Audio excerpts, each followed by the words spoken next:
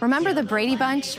Back before our money was broken, you could have one parent working while supporting a family with 6 kids and a live-in maid. Oh yeah, and a dog, Tiger. What happened? I have directed Secretary Connally to suspend temporarily the convertibility of the dollar into gold or other reserve assets. So President Nixon in August 15, 1971, took the dollar off the gold standard so we could print more money, so we could steal your wealth. And the reason that he decoupled gold from currency was to pay for the Vietnam War.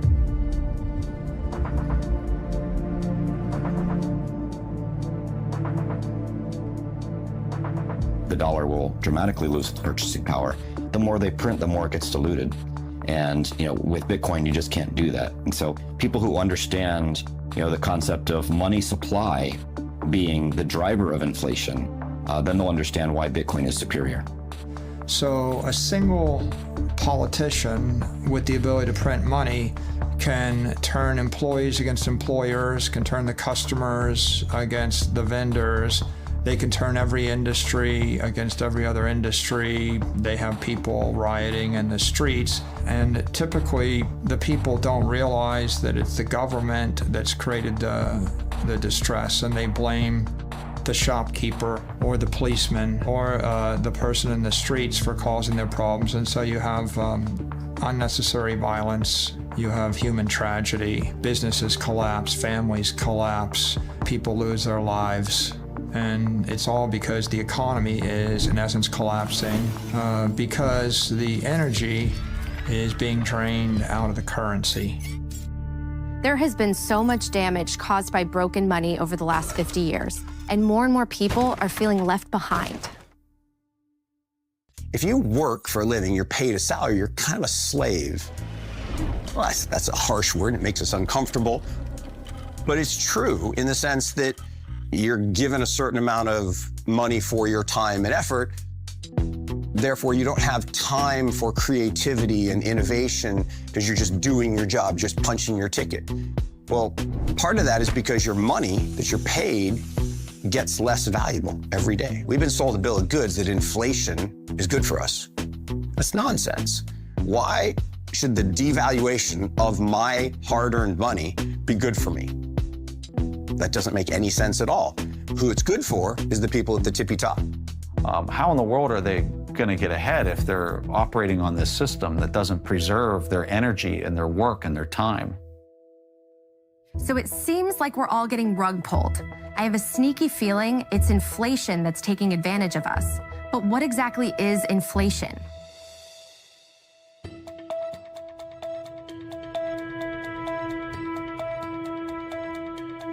There are 2 kinds of inflation. There's inflation due to unfortunate acts of God, force majeure. So if the monetary system is being run perfectly, and if there's a tornado or a hurricane, and there's a temporary shortage of goods and services, then prices will go up. And so that is physical inflation. But there's another form of inflation, which is monetary inflation, and this is much more common. And this is generally the source of 98% of inflation in the world, the vast majority of it. And that's when all of the goods and services and assets in a society are priced in a currency that is in and of itself inflationary. So if I price things in the dollar and I double the supply of dollars, the supply of houses doesn't increase, but the supply of dollars does increase. Therefore, the prices will probably double over time. Typically, especially if you're going through a hyperinflation, wages do not keep up. They do not keep up. And so inflation eats into purchasing power. You can't buy enough to feed your family. The average income in this country is now $5,000 less than the average cost of living. So the cost of basic human needs, food, shelter, and transportation is now $5,000 more than the average person makes, which means if you're in that category, which is most Americans, you now cannot make ends meet. Here in the United States, they target 2% inflation. They're literally saying we want to steal about 2% of your purchasing power every year. And then we have years like this where the inflation rate is 7 or 8 or 9% higher than normal. That means they're just stealing our purchasing power even that much faster. So there's no honest unit of account for them. It's just a credit-based system. They're just making different numbers on their spreadsheets, and they say, you know what, we're going to create this much more credit this year. We're going to destroy this much more purchasing power. And it's the citizens of the country that pay for that. We're paying for our government to make irresponsible decisions. So yes, I think that's very immoral. At this point, it's getting very difficult for people to catch up. We're seeing more people working multiple jobs just to make ends meet. We see more dual income households. There's less households where you just have one person that works and one person that stays home and runs the household and the family. Now everybody's working. So let me get this straight. We take our God-given talents and work really hard, and our money buys us less and less every year? I don't like the sound of that. So how does government create money? We print it digitally. So we as a central bank, we have the ability to create money digitally. We also print actual currency, and we distribute that through the Federal Reserve banks.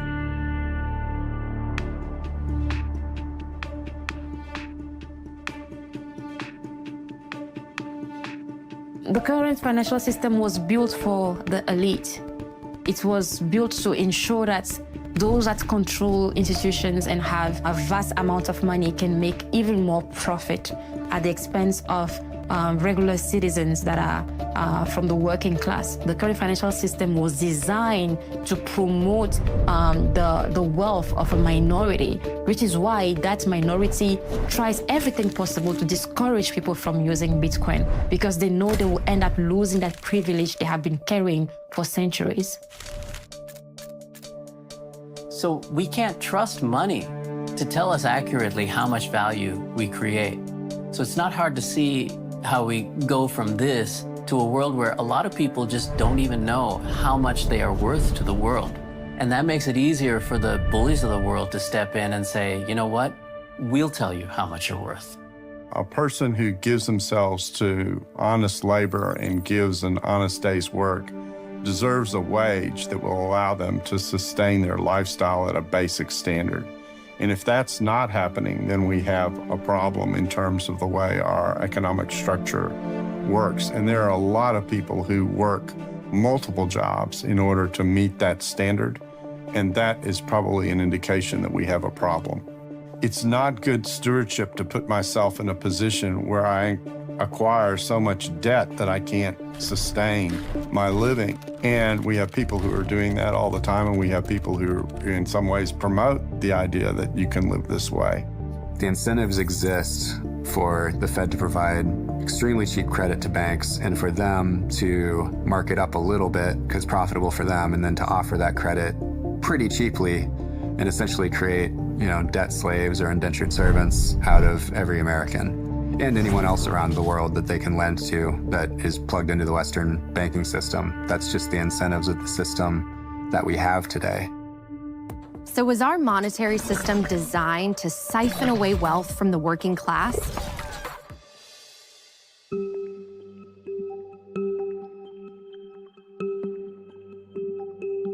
If we go back to medieval times and perhaps a bit earlier, we can see how money emerged. What happened is that every local sovereign nation state or city-state tended to issue its own currency. And two things impacted the reliability, the durability, and the effectiveness of that currency. One was whether the issuer of the currency, whether it was a nobleman or a king, or whether it was a constituted government, whether they could, to use the phrase from Isaiah, to resist the temptation to dilute the currency. And it is a huge temptation. There's no question about it. I like to use a silver dollar as an example. So when this dollar was created, right, it was worth $1. As a matter of fact, for a while, you could take a U.S. silver dollar note and exchange it for $1, right? So this used to be $1. Today, I just checked, and it takes $38, paper dollars, Federal Reserve note dollars, to buy $1 of silver. That gives you an idea of the destruction of the purchasing power. And it's why we're seeing today in the post-lockdown world all the central banks around the world printed tons and tons of money. And that just doesn't make any sense. And so people say, well, why are housing prices going crazy? And why are food prices going crazy? Well, it's inflation. It's actually not really inflation. Inflation is when there's excess demand for limited supply, so the price rises. This is currency devaluation. So weights and measures were the way in which you'd say, if I got a pound of something, I'll give you a pound of this, or the equivalent. And there's a real warning in the scriptures, Deuteronomy, Leviticus, especially in the Mosaic Law, and then later in the book of Isaiah, the book of Proverbs, that talk about things like, and they use a lot of metaphors, like diluting the wine with water. I mean, how is that for an image of inflationary policy, where you inflate the amount of money in the economy because you have control of the printing presses? Unfortunately, as governments abandon all morality with respect to preserving the value of the currency for which they exercise control and responsibility, it's increasingly impossible to count on that kind of stability. And in that light, we think in terms of whether Bitcoin is an investment vehicle or whether it is an exchange vehicle, or maybe we have to look at it as both.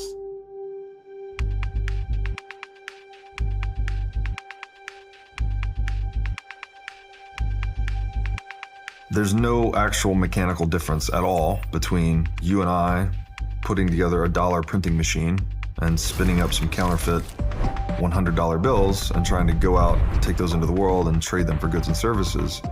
There's no difference in you and I doing that and what the Federal Reserve does by the trillion. It is one of the core contributors to the rich getting richer and the poor getting poorer.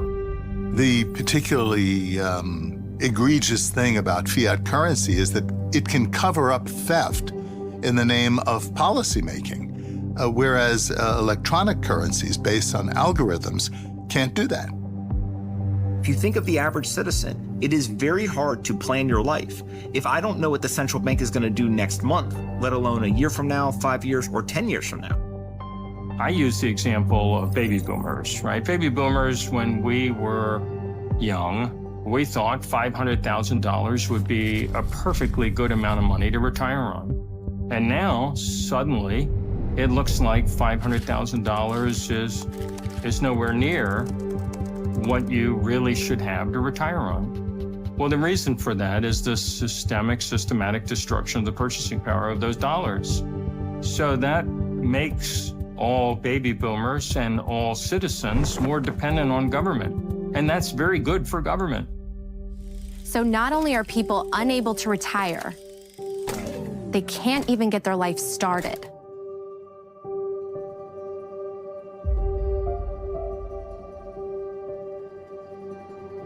God's will is for us to be fruitful and to multiply. And one decision or one factor that impact many people's decision to have children is their finances. And the state of our economy has really devastated, particularly young people's savings. And I have a ton of friends who have decided not to have children or not to have more children because they feel like they can't afford it. So I do think inflation can impact some people's decision on if they want to have children or not. And I think that's a really sad thing. I have experienced this in my life. I have put off having a family. I've wondered if I'll ever be able to afford a home. More and more people in my generation are living at home with their parents and drowning in student loan debt. Millennials like me are losing hope that the future is one they'll be able to afford. For the first time, we have a generation that is worse off than the ones who came before. None of it feels fair because it isn't. The system is rigged against us. We live in a system where we are forced to use a certain currency. In our case, let's say the US dollar. We didn't choose to use the US dollar. We didn't have a vote about whether we were going to use the US dollar. We're forced to use the US dollar. And that US dollar is controlled by political organizations that make political decisions to benefit themselves at the cost of others. Decades of policies that were probably well-intentioned have led to the worst levels of income inequality and wealth concentration we've seen since the 1920s. And at this point, we have politicians who just throw blame and they come in and say, I'll fix it. But unfortunately, they can't fix it because in order to keep the system going, they have to keep printing money. And the more they keep printing money, the more the wealth concentration grows and the more unfair and unequal the system becomes. Okay, so clearly there's a problem, and it feels like there's no way out. But is there? If broken money is the cause, how can we fix it? More and more people say the solution is Bitcoin. My perspective is that Bitcoin does fix everything. And Bitcoin is about community. It feels healthy. It feels like it's doing something good for society. It's something that's non-political. It is not tied to any one group or another. It's not tied to the Republicans. It's not tied to the Democrats. It's not tied to the Libertarians. It's open for everyone, and it's free for everyone. Anyone can be a part of the Bitcoin economy. It's like a good church. A good church says, anyone, come on in. Come be a part of our community. Be a part of our family. Bitcoin is that. So we can only trust systems that cannot be discriminatory. And Bitcoin is powerful in a way that is money that does not discriminate based on race, based on gender, ethnicity, or even geographic location. A person holding Bitcoin in Togo today will have the same value as a person holding the same quantity of Bitcoin in the United States. I'm not techie. I'm really horrible with technology. But once I understood what blockchain was, blockchain's integrity. Bitcoin is based upon integrity. That's why I call it people's money. The government cannot make it. Bitcoin is not this centralized control of the economy. Bitcoin is built by the people, for the people. If you consider how many steps it takes for a merchant to sell a good to a consumer in the traditional world today, it takes 9 steps. And what the Bitcoin network does is take 7 of those steps away. It's peer-to-peer. Those steps, by the way, are dominated by toll takers. They're taking fees. And so up to 3%, sometimes more, of the transaction, which actually can be saved by both the merchant and the consumer. One of my favorite aspects of Bitcoin is the limited supply of 21 million. I think that having something that can't be changed makes it so powerful, and it makes people appreciate, just like their time is limited, their own personal wealth is limited. When they see that the Bitcoin amount is limited to 21 million, it really makes them understand the difference between Bitcoin and every other currency, all fiat currencies, which don't have this limit. So that key is what makes Bitcoin special. Bitcoin is a digital bearer instrument. You can think of a bearer instrument as he who holds it, owns it. So if I am walking and I find a $10 bill on the ground and I pick it up, who owns it? I do, because I'm now holding it. If I give it to you, now who owns it? You own it because you're holding it. That's a bearer instrument. She who holds it owns it. How do we make this happen in a digital world?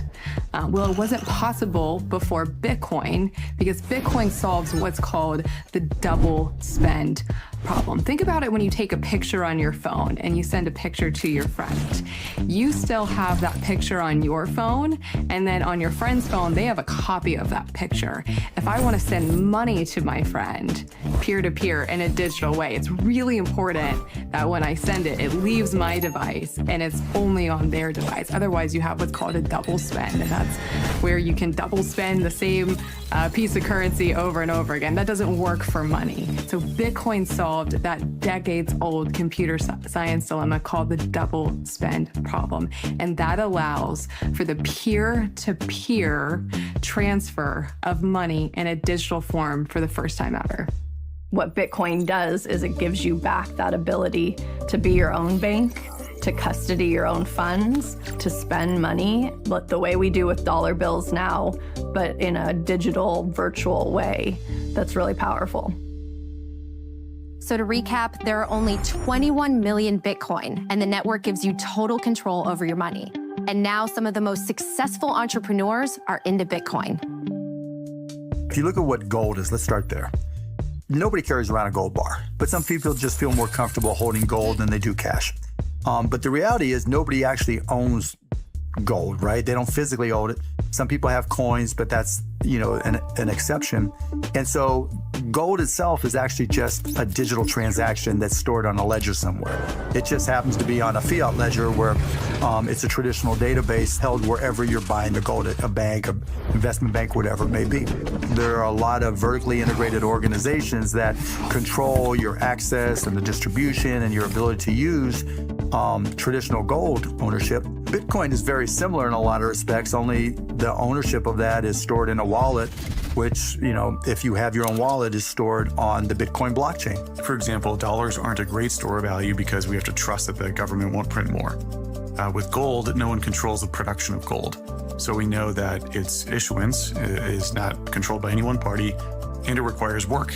Gold is a proof of work sort of asset where you have to dig it out of the ground. And Bitcoin has some of these same characteristics. Bitcoin, as a store of value, it's great because you can carry it in your own wallet. You can cold carry it, which is a huge advantage.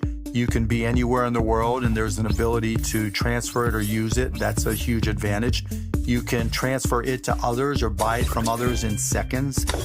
That's a huge advantage. And you can transfer it as a method of payment in a lot of respects, and that's a huge advantage. Those advantages are legit and offer people a good reason to use it. And, if you're a speculator or you're using it purely as a store of value, it's easy to trade, store, buy, and sell. The reason Bitcoin is better than gold is that it's more transferable than gold. If you try to move $1 billion worth of gold, you need like an army to move that, and it's very expensive. If you need to move $1 billion worth of Bitcoin, you could hit a couple keys, hit send, in 10 minutes, it's transferred at the speed of light to anywhere in the world. So it's more portable than gold. It's more divisible than gold. So you could divide Bitcoin by up to 8 decimal points. So the smallest unit is called a Satoshi. So it's more divisible. If you try to divide a bar of gold or a gold coin to go pay for Starbucks, you can't do it. So more divisible, more portable, and it's more verifiable than gold. It's hard to verify gold. Bitcoin is easy to verify. You just type the key into a blockchain explorer, you could verify that you're Bitcoin. So to get this straight, Bitcoin is a digital asset that moves through the internet without a third party like a bank or credit card company approving the transaction. All right, let's go a little deeper. You've probably heard of the word blockchain. So what is a blockchain? Blockchain just refers to a ledger.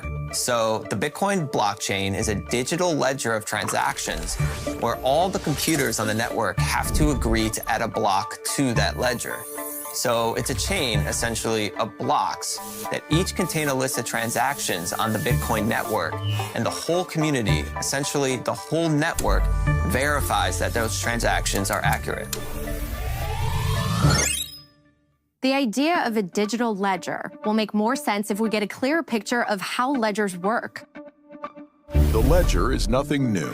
It can be traced back to the 11th century and was popularized in Florence, Italy during the Renaissance in the 14th and 15th centuries. It's simply the way we've been keeping track of who owns what for about 1,000 years now. For example, when you deposit money in your bank account, you have a credit on the right side of the ledger. The bank has a debit on the left side of the ledger because they owe you that deposit when you want to withdraw it. Easy enough. It gets a bit more complicated when you want to buy something with the money in your bank account. Now the bank and the store have to reconcile your bank account with the store's bank account to move the money because they each have their own ledgers. And your ledger has to reconcile with their ledger, which can take a few days, or up to 30 days as with credit cards. Now multiply this times billions of people moving their money to buy things every day. And remember, the banks on both sides take a fee. All these transaction fees add up to trillions of dollars each year. That comes out of your pocket and the store's pockets. The beauty of Bitcoin is that it's one universal ledger that's updated and distributed around the world every 10 minutes. Best of all, it requires no middleman like a bank, which gives you complete control of your money. So now that digital ledgers make sense, you might be wondering how you keep your Bitcoin safe on the blockchain. The way that I would describe storing your Bitcoin on a blockchain is like a locker system. So at your high school, you had a locker, and your locker had both a public address, so my locker was C19, and I can give that address to everybody. Hey, go put this envelope in my locker, C19. That's my public address. But only I have the key, the private key, to open that locker and move stuff from one to another. So securing my Bitcoin or cryptocurrency would be the same thing, where you have this blockchain, which is like this digital locker system, and there's a public address, and everybody can know that address, and anybody can deposit into that address. But only I have my key to unlock that. And where you're storing your keys, there's typically some secret phrase that you need to keep in a safe place, which is what's used to create your secret key. The way most people store this is in what's called a mnemonic phrase. And you've probably seen this where it's either a 12 or a 24-word phrase typically. And each of those words comes from a specific word list. And when you stack those words together, 24 words is the number most people use, which corresponds about to the number of atoms in the known universe. And so we're storing a tremendous amount of randomness there that makes it computationally impossible to break into. And that's the piece you need to keep safe. Okay, that was a lot to throw at you, so let's try to keep simplifying it. Bitcoin might seem complicated. At the same time, I'd argue it's way less complicated, actually, if you look underneath the hood to figure out how banks settle transactions. But most of the people don't care, right? In traditional finance, you hit the button, it goes somewhere, and it just ends up in my wallet, and nobody asks how it got ultimately from point A to point B. Bitcoin is new, and I get that people have more questions ultimately about it, but over time, I feel like the trust in kind of the Bitcoin blockchain, as well as the longevity of the technology and how, the software has been up and running for so many years, people will stop asking the question. It'll become very normal. To sum this up, let's just hear a simple definition of Bitcoin. So what is Bitcoin? Bitcoin is a piece of software that allows two parties to exchange value over the internet in a transparent and trustless fashion, as easy as sending an email. So we're free to send Bitcoin through the internet as money without permission from any government or bank. But you might be wondering what the difference is between Bitcoin and the CBDCs you've been hearing about. What a CBDC is central bank digital currency.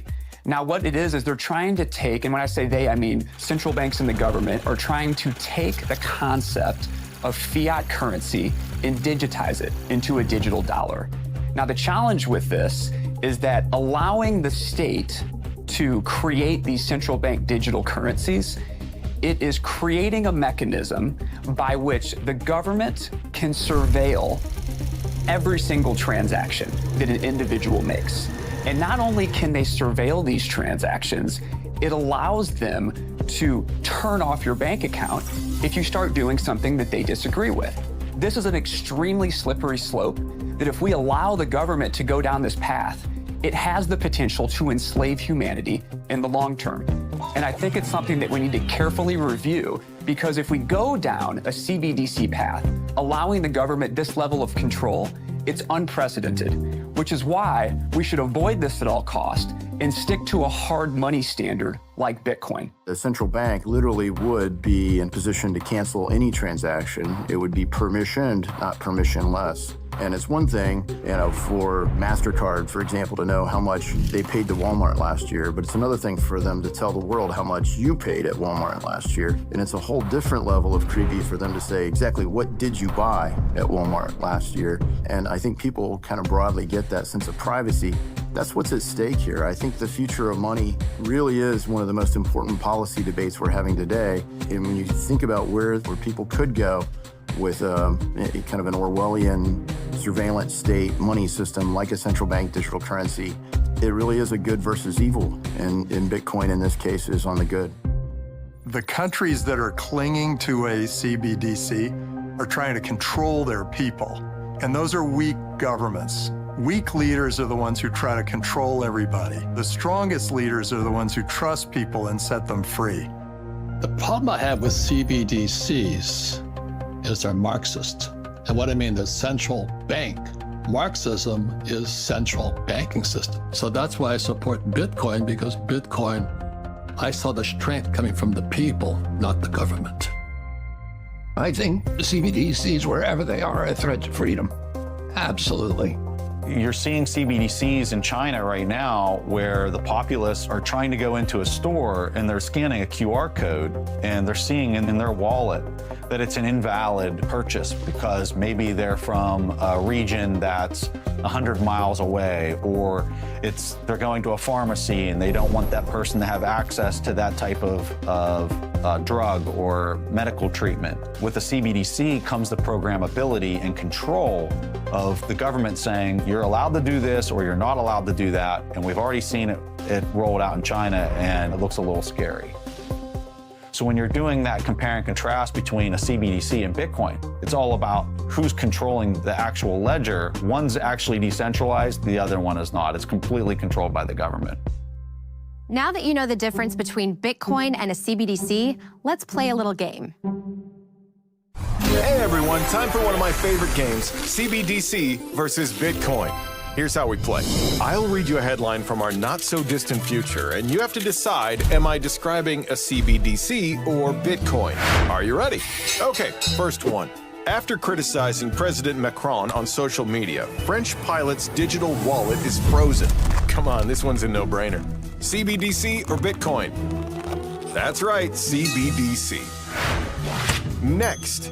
British electrician protests being denied a pint of lager at local pub for exceeding his alcohol limit for the week. Which is it? CBDC, Bitcoin? Well, of course it's a CBDC. All right, last one. Are you ready? Can I get a drum roll, please?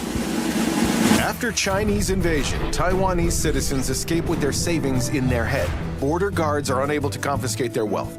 You tell me, CBDC or Bitcoin? That's right, Bitcoin for the win. Thanks for joining us today, folks. Natalie, back to you. Hopefully by now you're feeling more assured. So let's get back to the idea that Bitcoin fixes everything and look at exactly what it can fix. I think that there's a moral case to be made for Bitcoin in that it is for the end consumer, for the citizen. It is the stable form that cannot be stolen or corrupted or manipulated or inflated. And so for an individual, that is a great thing. It doesn't necessarily benefit certain governments who want the ability to wipe out with the stroke of a pen or the muzzle of a gun the bank accounts of its citizens. So politicians promise you that they will make your houses more valuable, that you can use them as ATM and extract value from them, that you'd have cheap borrowing and cheap leased cars and cheap mobile phones, and you'll just be wasteful and keep consuming, borrowing, spending, consuming. This is not sustainable. It's not sustainable for human harmony. It's not sustainable for the planet. It leads to a joyless market society that measures GDP and exchange value over experiential value. And experiential value is much more valuable to human beings.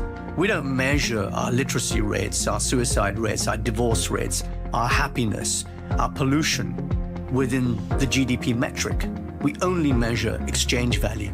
So as long as politicians keep saying, oh, GDP is going up, therefore we're all doing great, that's a massive problem for human society, and it's not sustainable for our planet. So I think it's extremely important that we consider a sound form of money as a fundamental change for our financial and monetary system, because that'll put us back on an even keel. So how does all this get us back to the Brady Bunch days? You know, where a family can actually live off one income and have a balanced life? Bitcoin could make life affordable again and allow us to plan for our future. If money actually held its value, imagine the freedom we would have.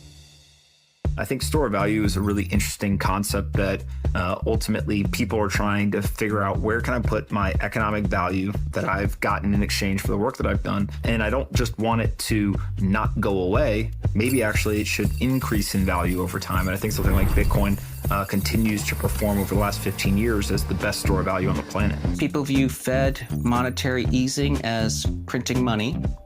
And if you're printing money, it's going to create inflation, and therefore sound money tends to grow in value. Just in case you haven't heard of sound money, let's take a moment to learn what that term really means. What is sound money? The term sound money originated back when we used gold coins as currency. Oftentimes, as a way to create more money, kings and queens would mix in common, cheaper metals with gold. That way, they could create a coin that looked like it was pure gold, but really, it was diluted. And that allowed them to create more coins with the same amount of gold. So instead of 10 ounces of gold being able to create 10 coins, now they could use that 10 ounces of gold mixed with junk metals and create 14 coins. It was a very sneaky theft of the people's money. The public got wise to this scam and found a simple but clever way to test if their coins were pure. If they dropped them, a pure gold coin would make a different sound than a diluted one. Today, when we refer to sound money, we mean money that cannot be diluted. Bitcoin is the soundest form of money humans have ever created because no matter how hard anyone tries, you can't dilute Bitcoin by creating more of it. There will only ever be 21 million for all of human history.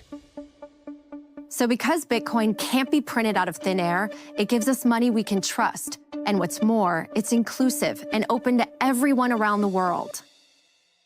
You know, if you are one of the 50% of the planet who does not have a bank account, you are shut off from the global economy. You can't go shopping on the internet if you don't have access to a credit card or some form of digital payment. So there's a huge amount of people around the world that are frozen out of the financial system and the ability to improve their life circumstances. Bitcoin, it is designed ultimately to replace both the monetary system and the financial system. It is a math-based system where at its core, it is trying to remove politics from money. The beautiful part about that is that anyone, anywhere in the world can use Bitcoin at any time for any reason. No one can censor them, no one can stop them, no one can tell them that their use of money is wrong or not allowed. No one is going to change the rules on them halfway through, and everyone operates by the same rules. It doesn't matter if you're a billionaire, it doesn't matter if you're a president, it doesn't matter who you are. You have the exact same rights within the Bitcoin system that the person who makes $1 a day has. Do I believe that it can help people rise up out of poverty and give them opportunity to do business where they weren't able to before? Yes, I do. And it's certainly been the case around the world where people have gotten access to a financial system that they didn't have access to before. For example, talk about financial inclusion, for instance. The current financial system excludes a large amount of people from being able to access financial services. If you looked at a continent like Africa, one of the reasons they can't crawl out of poverty is because the currencies in every country in Africa, they're either broken completely defective, or they're impaired, and they're continually siphoning economic energy from the working class and from the businesses in those economies into the hands of the politicians that control the corrupt currencies. You, in essence, don't really have any hope of accumulating wealth if you're paid in a defective currency and the currency is continually collapsing. Not only does Bitcoin allow people to be their own bank, it is the only form of money that gives us digital property rights. Bitcoin is very transformative because it gives us a new set of building blocks. We don't know all the things that we can build with those building blocks, but what we do know is that it solved maybe the oldest problem in humanity, which is how do I secure my property in a way that can't be stolen? The ability of a person to have full rights to the money that he has earned, that he has brought into being, without interference of any more powerful entity, whether it is a band or a gang or a government or anything else that could use force against him. That's a huge advantage and a huge asset. Coming from the former Soviet Union, my parents brought my family over 1989. I was 7 years old. Along with my sister, and we left the Soviet Union because many people know it was a very oppressive regime. Things were scarce, goods were scarce, people weren't really free to do what they wanted, information was very strictly controlled. So what I found out is that when we left, the government was able to exchange about $100 per person. For my family of four, that meant we left with $400 in our pockets. And that's all we could take with us. Otherwise, our option was to exchange these Soviet rubles on the street, which basically had no value. Had we had Bitcoin back in the Soviet Union in 1989, we could have actually taken our hard work and everything that we had done with us, that value that we earned. If you show up at the airport with all of your money in any other nation state, they either arrest you, they send you home, or more likely, they take your money and send you home. Right? Try to walk through an airport in most countries with $1 million of gold in your backpack and see how far you get. You can't even walk through with more than 10,000 of anything. Governments have captured the capital of their citizens, and if they can force you to use the currency while they've got the capital captured, they can simply seize as much of your capital as they wish by debasing the currency more aggressively. Bitcoin reverses that balance of power because now for the first time, you could actually store your capital in a hardware wallet or in a set of private keys, and you don't have to move it physically through the airport or on a ship. You can actually move it through cyberspace with 12 words. You could send all the digital capital in the country over a WhatsApp message. There's a famous phrase, an armed society is a polite society. When the citizens are disarmed and the government's the only entity with the guns, then one person can simply steal all the property. And when 95% of the citizens are starving to death, that's not a problem. As long as 1% of the people have the guns and you feed the 1% with the guns, you could still control the country. And that's what happened in many nations, in North Korea, in Cuba, in Zimbabwe, etc. Bitcoin economically arms everybody. Like, for the first time in history, you can fight back. You actually can store your economic energy and protect it with cryptography and a 300 exahash wall of encrypted energy, and no mayor or governor or country can seize that from you, no matter how much weaponry they have. And what happens then? If I can't take it from you by a force, I have to negotiate with you. And that means instead of just losing everything, I'm going to try to sweet talk you or negotiate you into giving me half. And we call that tax. If we want to get people out of poverty, we need to give them property rights. We need to give them savings that is theirs. We need to give them a way to build wealth, to build businesses, and to keep that wealth and to pass it on to their children so they can build more wealth. And that is what Bitcoin provides. Bitcoin enables digital property rights for the first time because it's the world's first digital bearer instrument. It allows people to have not only ownership, but control. But what also is essential to a free society is economic freedom. If you don't have the choice of how you spend or save your money, you don't live in a free society. Before cryptocurrency, you needed a bank to allow you to build something and put it on the internet. But now we have money native to the internet, which allows the whole world to participate in a global economy. Ultimately, Bitcoin is a means to fight tyranny, to fight corruption. When you take control of the monetary system out of the hands of a few and make it available to everybody, it is a safer system. And Bitcoin provides a way for the abundance gained from technology to be broadly distributed to society that is aligned with the best in humanity rather than the worst in humanity. Bitcoin is value that everyone can recognize. And already 100 million people recognize that value.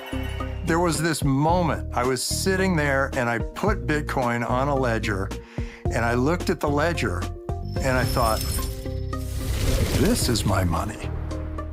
My money's here. It's not sitting out there in some bank, waiting for some bank run to run it out of business or allowing some banker to make a fortune off my money. It's right here. I know where my money is. I think that gives power to the individual. I think that gives power to the people.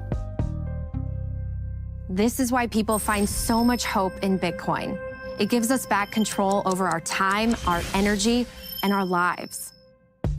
So I think the most transformative aspect of Bitcoin is really almost a social economic experiment. You know, can all the users of a money be in control of the monetary system, right? Or do we need a handful of elected people to tell us what the monetary policy should be? If a majority of the users of Bitcoin and the people running it decide to change the monetary policy, they can. Bitcoin solved decentralization and security.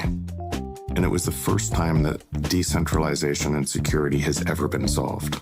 And for anyone that's gotten into Bitcoin, reading the Bitcoin white paper is usually the inflection point where it's a 9-page, really easily understood document that lays out what's now the whole cryptocurrency ecosystem. The fundamental idea that we can have a financial system where individuals are really in control of their money. You don't have to have all of the intermediaries that were problematic in the 2008 financial collapse. When I saw that as an engineer, I thought, wow, this is one of the most empowering things that I could imagine. The most important thing is the way it reorganizes human behavior, right? Because for basically thousands of years, most things happened in a trusted way. You had to trust somebody in order to conduct a transaction. You had to trust somebody in order to store your wealth. And now you don't. You can use Bitcoin and you don't actually have to trust anyone. You just have to trust the algorithm. You have to trust the software code. You have to trust the rules of the system. And so Bitcoin is this very transparent system based on code and based on rules. It doesn't require you to trust a bank, doesn't require you to trust the government, doesn't require you to trust your neighbor even. You can use it to do business with an enemy, you can use it to do business with a friend. I think the fact that no one can control or manipulate Bitcoin and that everyone has to play by the same set of rules and there's no rulers, I think that makes it inherently very moral. There's no one who gets a special unfair advantage in Bitcoin, and that's different than the current system we have today, where whoever's closest to the money printer basically disproportionately benefits from it. And so I think Bitcoin can make the world a better place by making it a more fair and inclusive system, and will help fix some of the division, polarization, and the wealth concentration we see today. There is so much Bitcoin can heal. It can even prevent those in power from being able to take our money or silence us. The first thing that happens when you go against the government, that is a dictatorship, they will take away access to your money. And it doesn't even have to be a dictatorship. Justin Trudeau in Canada worked to use banks to cut off money for truckers. They were protesting COVID restrictions that were put on them in Canada, and they were using the banks to do this. This was actually considered illegal in Canada, but nevertheless, Trudeau did it. Banks complied with it, and they started choking off the protests by restricting the money. The government taking people who had committed no crime, who were not charged with a crime, who were, of course, never convicted of a crime, and punishing them for criticizing government policies, and punishing them in a way that was almost worse than imprisonment, because if you can't get at your bank account, you can't feed your children, you can't buy gasoline, you can't pay the mortgage on your house, because if the government has the capacity to starve you to death, to keep you from getting work, to keep you from shelter, then it has license essentially for any atrocity. And at that point, I began looking more seriously at Bitcoin as a currency that could be used to escape the government surveillance systems. When working in Moscow, when our bank accounts were blocked by the regime, we were able to continue our activities thanks to Bitcoin savings. Basically, Bitcoin gave us freedom of action and freedom of speech at that time. The US government has the discretionary ability to effectively turn off the savings of whole nations at a time. That's what they did with Afghanistan, for better or for worse, after the Taliban took over. That's what they did with Russia in February of this year. Again, for better or for worse. You might say, well, these are the strategic objectives of the United States. That's fine, but what they are doing is confiscating the savings of entire nations. And it's just a fundamentally unfair dynamic, right? You are blending political objectives with people's savings, and that leads to misery, in my opinion. Governments can, at any time, decide they don't like you or me or somebody else and sanction. If we called sanctions what they are, right, financial sanctions, starving children, you're basically cutting off supplies of goods and services to a population, we probably wouldn't like it as much. But when we call about economic sanctions, whether it's Venezuelans or Russians or anybody else, governments almost glamorize it because they're like, well, we know better. We know what's best. But censoring someone because they have different views or different lifestyle or different perspective on how the world should interact, it's not really our job. So PayPal came out with that policy where they said if you say anything online we don't like, misinformation, which of course, as we found out for the last 2 years, what was labeled misinformation actually came true. But if you do misinformation, they can pull $2,500 out of your account. It's not your money. Of course, they got massive amounts of backlash and they came out and said, whoa, that was a mistake. That was a mistake.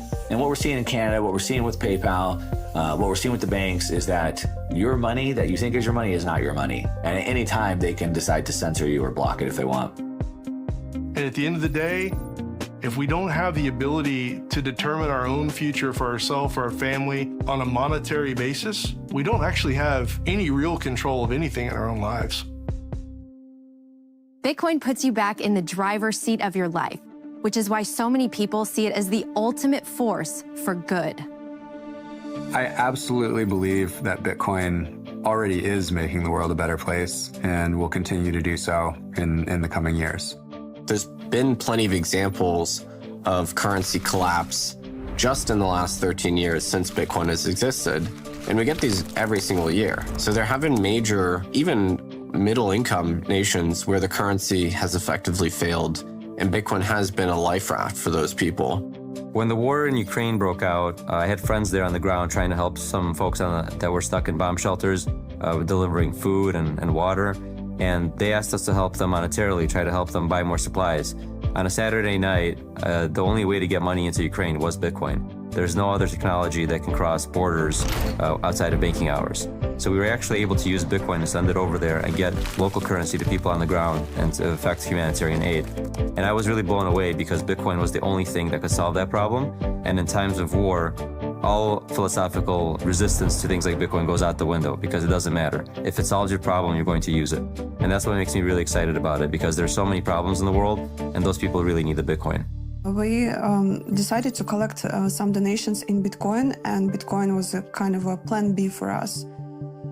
The very concept of Bitcoin is tightly connected to the concept of financial freedom for everyone in the world and give understanding that Bitcoin is a significant tool in a fight against global evil. You know, when people go to protest, whether it's in Uzbekistan, in Russia, or Belarus, or Ukraine, or somewhere, it's important that you know that you have financial tool which cannot be turned off in the moment when you need it, when you need to be able to fight for your freedoms. And shouldn't be naive thinking that someone in your country would not abuse the power. One day it could happen. You have to be prepared. Where you see Bitcoin expanding really fast is actually nations that need it the most. Right? You see why El Salvador is a natural is because they're most punished. They're furthest away from the monopoly system of money today. And so nations that have always seen either hyperinflation or dictators, and what you're seeing is those populations race into this open monetary protocol, and nobody can stop them. It is freedom. These are places where the government has failed in some sense. And so a lot of critics think, oh, well, Bitcoin is just something that, rich Westerners like, and it's a tool to gamble with. But really, the on-the-ground adoption is happening in places where people actually need it. And I think that's an extremely telling early data point. And so, like, if you live in Nigeria, Nigeria has among the highest Bitcoin adoption rates in the world, like more than 30% of people use it. It's actually a very useful tool to do peer-to-peer transactions. Bitcoin, when you look at its alternative as a money where you don't have to trust anyone and you can move it across countries, you can send it to your family. I've heard tons of stories from Argentinians and how they use Bitcoin to get around capital controls, to get around, government restricts the ability to move dollars in and out of the country. And Bitcoin is this fantastic alternative for that.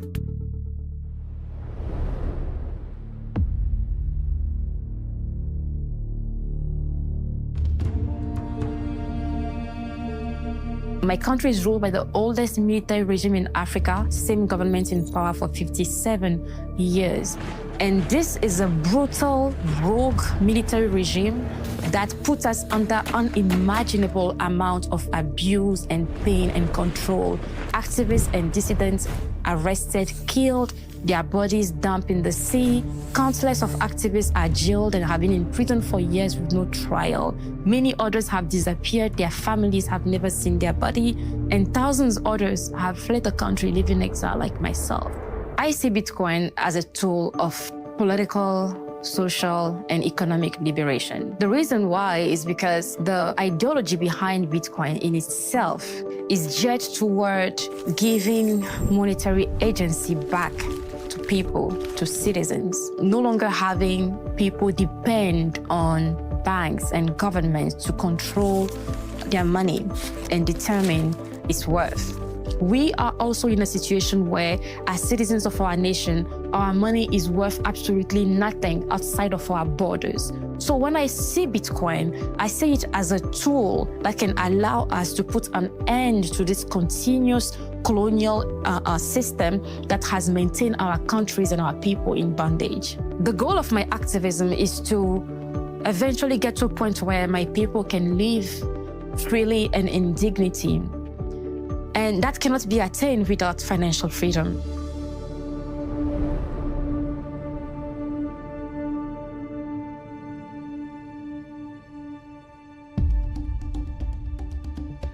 Digital Sun Fund, which is my non-profit organization. What we do is trying to empowering young women and children in developing countries like Afghanistan. But there was an issue about there was an inability to paying these women because many of these women didn't have a bank account, and we have to actually send the money to their male relatives' bank account. And many of these women sometimes says that they never received the money because once the money goes in the hands of the men and the relatives, they prefer to not give the money to the women. And why it's like that? Because in a conservative communities, some men are trying to control the lives of the women. And obviously, the first thing is that they don't want that the women have the financial freedom.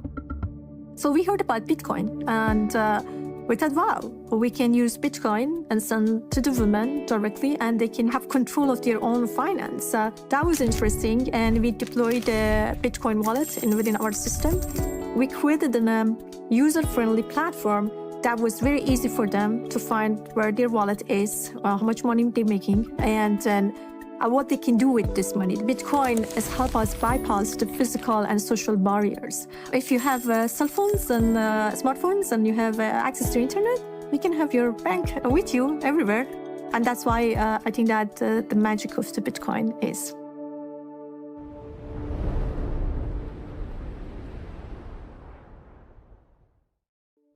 The Jews of Eastern Europe when the Nazis arrived, the Jews of Spain before that, Jews of Arab countries in the late 40s and early 50s. Jews were thrown out of Syria in huge numbers, thrown out of Egypt in huge numbers, with nothing, literally with nothing. Gosh, if they could have taken their digital wallets with them, what a beautiful thing that would have been.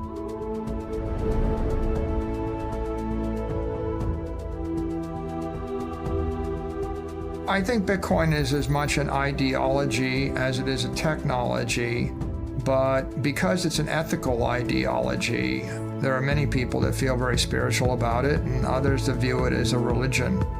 If you worship truth, if you worship integrity, if you worship conservation of energy and balance in the universe, then Bitcoin is your religion. Bitcoin is ethical, but it's also peaceful. It's not a currency that worships violence.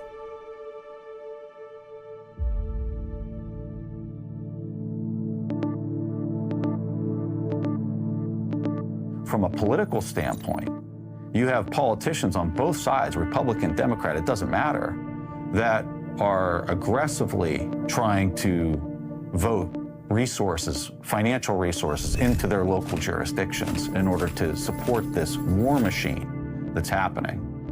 And that's the game of fiat currency where nobody is pegged in operating off the same rules, the same rule set, which is supplied by Bitcoin. It supplies this global rule set that nobody can manipulate, cheat, or take advantage of over the expense of other players in the global game. And that's why Bitcoin's so different. And that's why Bitcoin solves this massive problem that has been wrought throughout history between humanity and violence.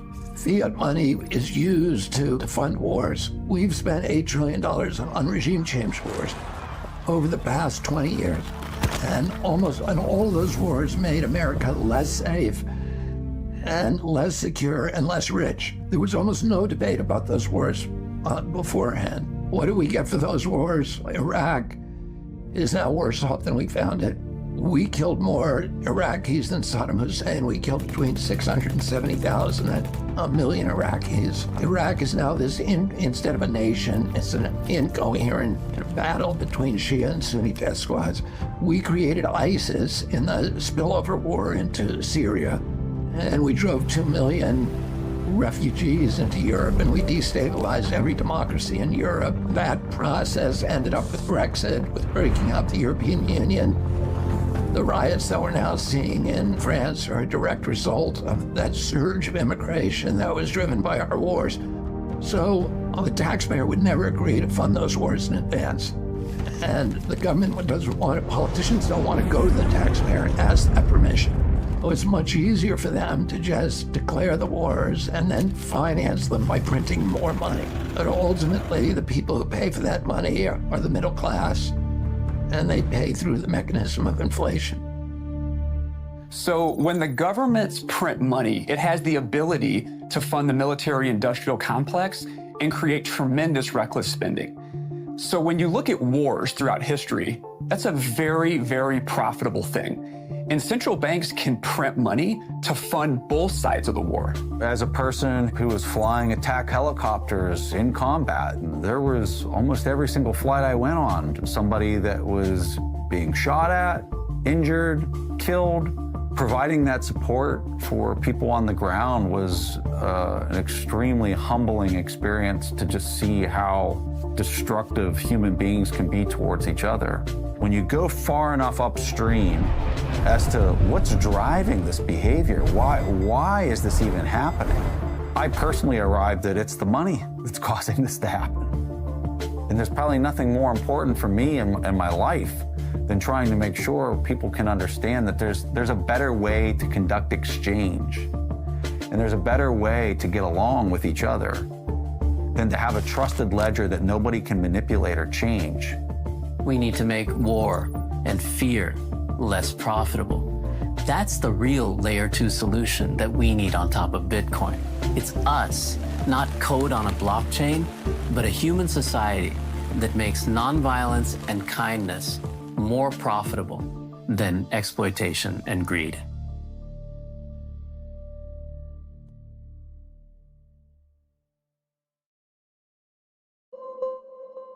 Why is nobody in the U.S. concerned that we've been in these wars for as long as we have? Why isn't anybody asking about the cost of this?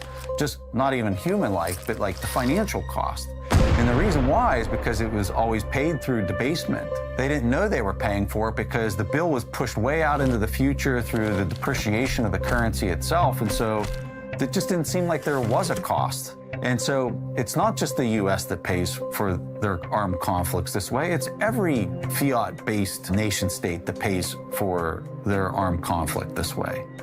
If you move to a Bitcoin standard, all of a sudden, you can't debase the cost of conflict away. And Bitcoin, conversely, is the currency of peace. If you actually have to go to a population and ask permission to wage war, in most cases, they're not going to give you that permission. It's interesting when a government gets into trouble and they have to pay for a war, or they have to pay for a pandemic, or they have to pay for some cataclysmic event. They tend to print money. And because you're going to have these governments printing all this money, then the money is worth less. Well, what if it were all Bitcoin? Not only would that government not have the ability to print the money for the war, you might not even have the war. So many people see a world where Bitcoin reduces war, makes it unaffordable, and incentivizes us all to love and serve one another.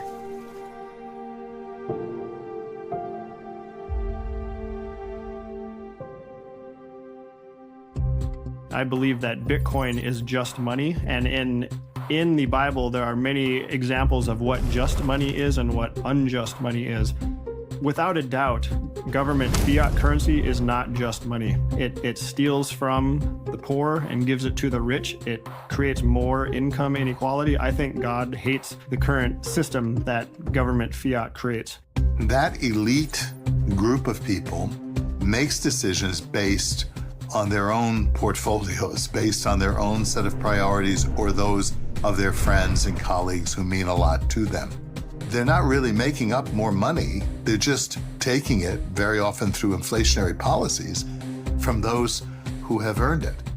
It becomes a system of great injustice and even theft. The United States government has been printing money like crazy. It's the dream solution. It's a way of stealing money without being caught. And, spending other people's money is fun. That's all there is to it. It's one of the best reasons to go into politics. You get to spend other people's money. And most voters are not aware that as prices go up, reflecting profound inflation, that this is the doings of an immoral government that is literally stealing the bread off your table. So inflation is theft. It steals from us right under our noses. And sadly, the way people keep up with inflation is to max out their credit cards and take on more and more debt, which only creates bigger problems.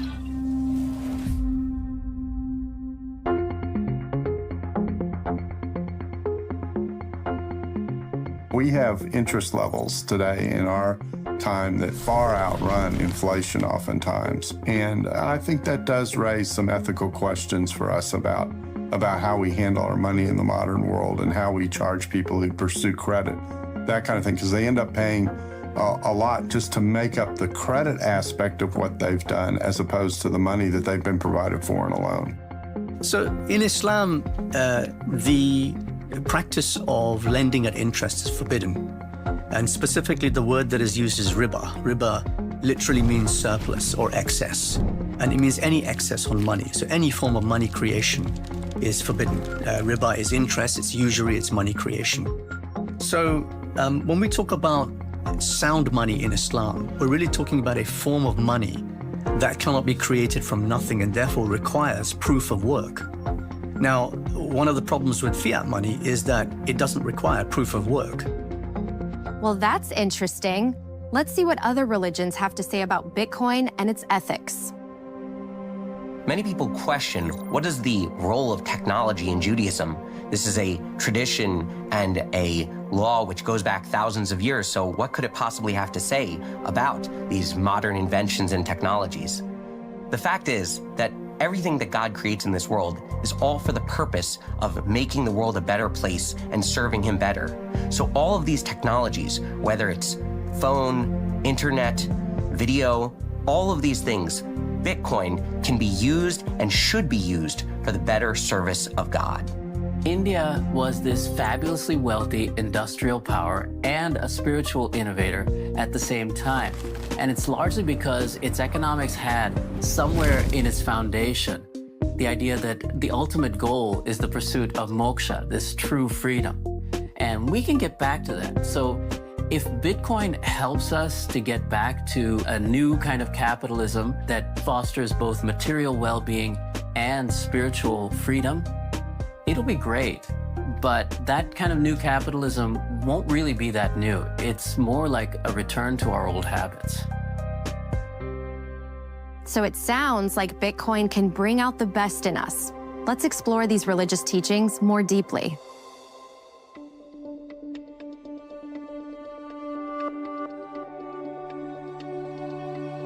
When it comes to Judaism being compared to a blockchain, there are so many points that we can look at.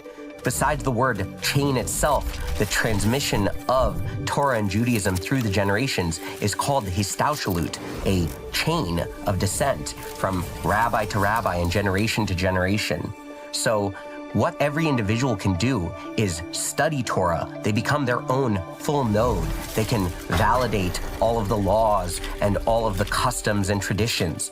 And then as new situations arise, rabbis have to deal with how does the Torah have a perspective on these new technologies, on these new questions? That's where proof of work comes in. The rabbis are the most educated and experienced in analyzing and studying the Torah. So they prove their work through their study and through their writings, which can then be verified by every member of the tribe. All they have to do is look into the Torah and validate that what the rabbis are saying fits in with the Torah values and Torah teachings. Particularly as a Jewish person who the Jewish people have been dispersed across the entire world and have had to move from country to country, I can appreciate a money that you can take with you and own and use for your purposes without it being interfered by third parties. Bitcoin is just another step in the technological development of how we can serve God better.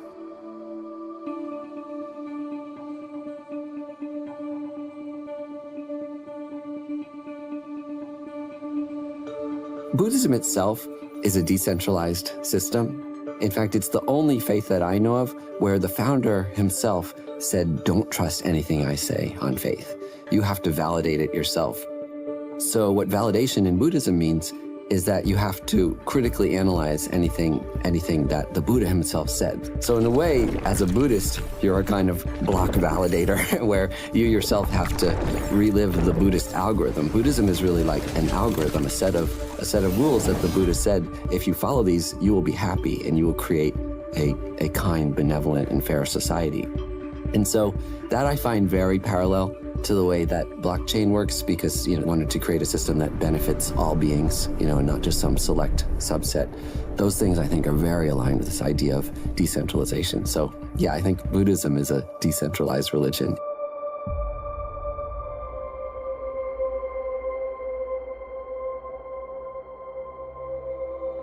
If you have centralized planning, that is, fewer people who are making the decisions about the economy as a whole, you have less information.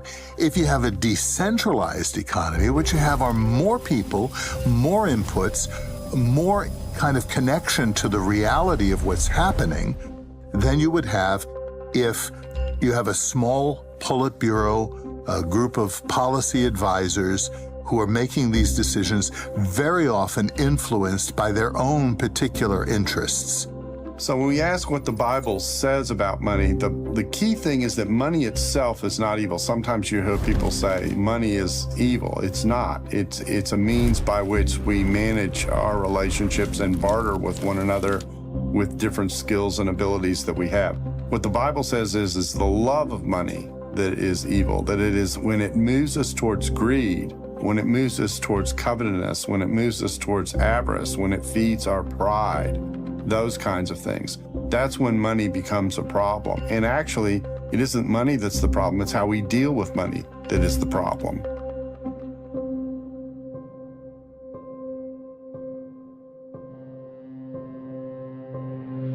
Now, in Vedic economics in ancient times, the ruler, who was often elected, by the way, even 2,000, 3,000 years ago, was judged on a concept called Yogakshema, which means an overall material and spiritual well-being of the citizens, particularly the weakest in society. Monetary profit was considered just a byproduct. So fiddling with the money supply, though it might do some temporary good, means that we are ignoring a lot of the key metrics of what makes life worth living. One reason we print this money is to get people to go out and shop with it, or to take on debt at low interest rates so they can go out and shop with that. Now, I don't know of any religion or philosophy that says that the goal of human life is to consume to the point of debt. So in a real sense, we are incentivizing something that goes against our basic morality, and I'm not sure how long we can continue to do that. The truth is, what we really are is divine beings who have taken human form in a material world that we manifest together for a meaningful purpose, to be happy and free. That's the truth, and that's the foundation of Vedic economics. And Bitcoin has a chance to help us to see ourselves that way.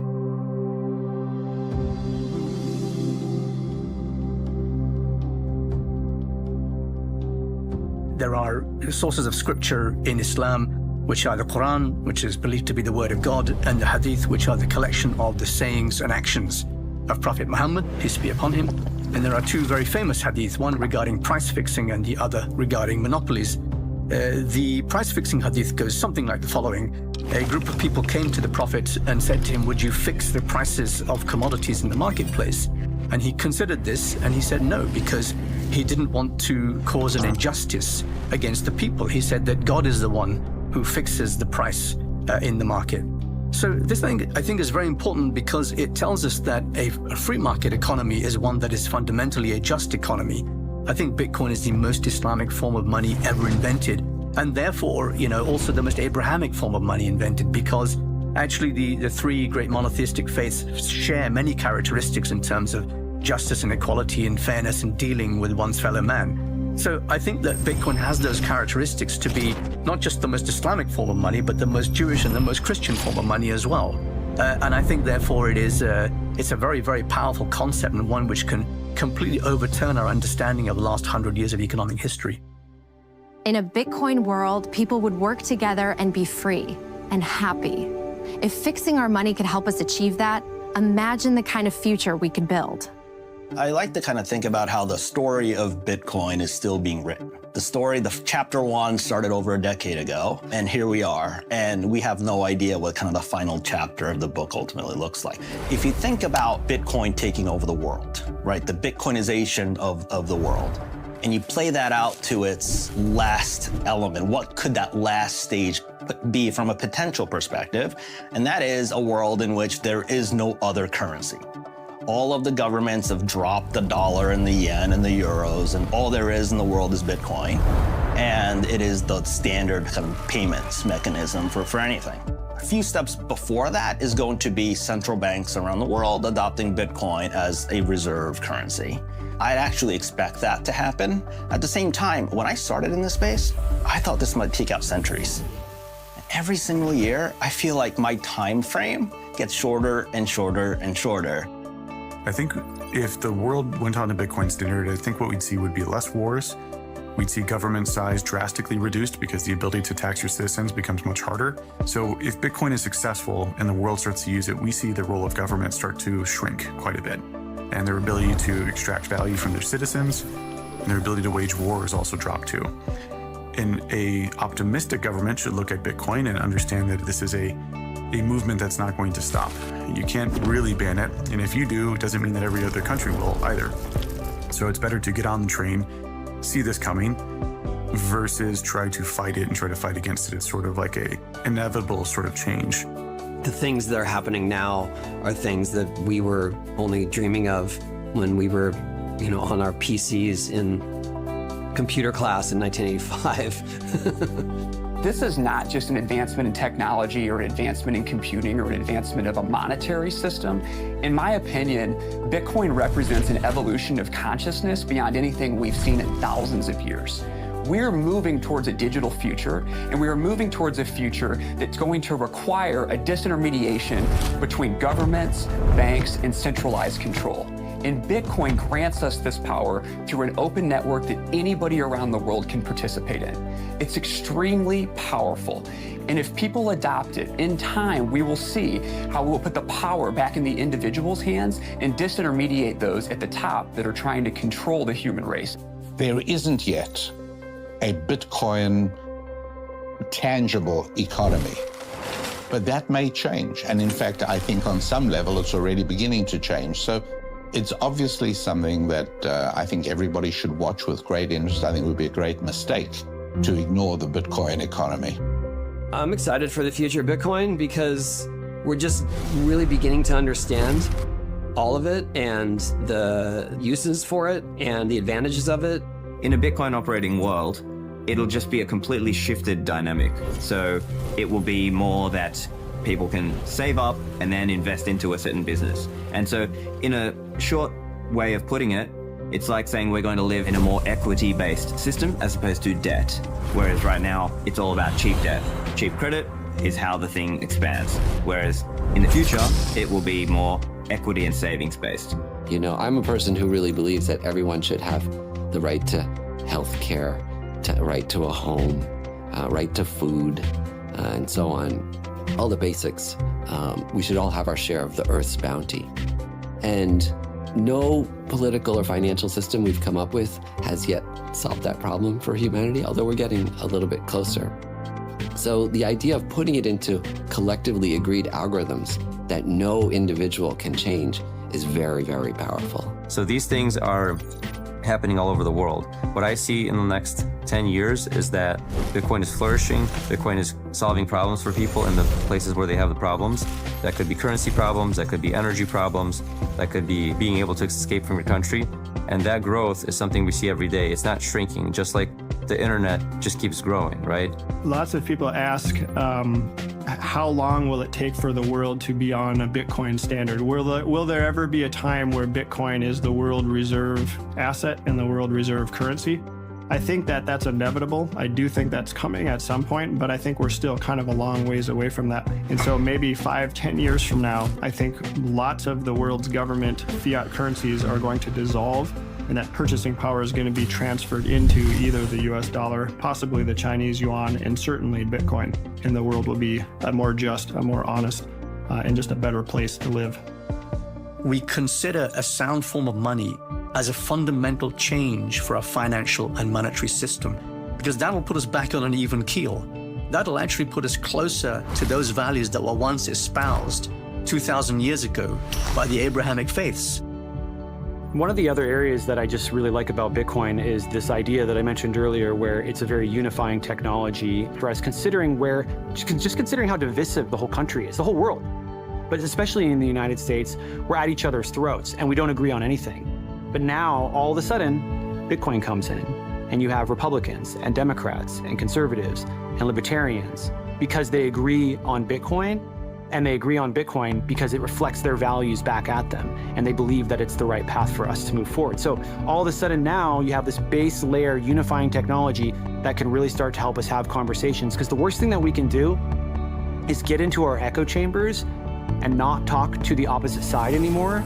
Now you have Bitcoin helping to unify these groups and put them in the same room and have conversations. And I think that's where progress can be made. Our money should reflect actual value creation and not be sort of given to us by a government that's just trying to manipulate the money supply to get us to shop when they want and go into debt when they want.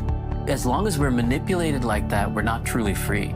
That's what we need as a change. And Bitcoin gives us a basis. It gives us a tool for creating that kind of society and that kind of economy. We're at a very transitional time in history. If you look back through the long lens of history, what we see is a repeating cycle of freedom, oppression, revolution, freedom, oppression, revolution, freedom, oppression, and it just goes through all of history. And I think we're at a point in history where that cycle could finally break. And I think it could break to one or the other side. And it's going to happen in the next decade or two. And it's going to be up to us to decide which way it breaks. And I think the cycle breaks. And either one, it breaks to where through CBDCs and social credit score system like they have in China, through indoctrination through schools and social media, they can indoctrinate us, they can censor us, they can lock us down, keep us isolated, and potentially prevent any revolution from ever happening again. The other option is that understanding that the source of all their power comes from the ability to print money. The money printer is their power. And if we can defeat the money printer, and they'd have no more ability to print endless amounts of money, then their entire system falls apart. And Bitcoin is that tool that allows us to beat the money printer, defeat their system, and if we move to a monetary system that nobody can control, that system never builds up again. We defeat the money printer, they never get the money printer going again, and we have a life with no revolution cycles of just pure freedom for humanity from there. I see that we do have a choice to make.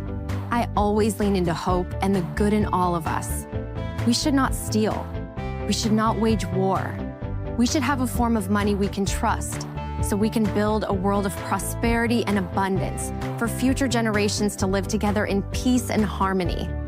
Bitcoin embodies that hope, purity, and truth.